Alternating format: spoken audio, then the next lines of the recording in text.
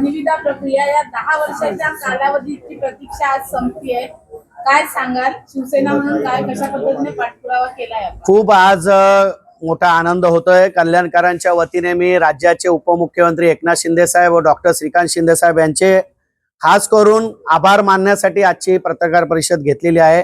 2016 पासून आपण सुद्धा या प्रक्रियेमध्ये पाठपुरावा करून आम्हाला साथ दिली, त्याबद्दल आपले सुद्धा मनापासून आभार। कल्याणकरांच्या वतीने मी सर्वच नेत्यांचे आणि ज्यांनी ज्यांनी या मेट्रो पास साठी सहकार्य केले त्या सर्वांचे मनापासून मी आभार मानतो। एवढंच मी या समोर सांगेन। किती स्थानक असणार आहेत ठाणा ते कल्याण या मेट्रो? 17 स्थानक अंदाजे या ठिकाणी असणार आहेत ठाण्यापासून, आणि या सगळ्या स्थानकांचा फायदा कल्याण डोंबिवलीतल्या आजूबाजूच्या परिसरातल्या लोकांना होणार आहे।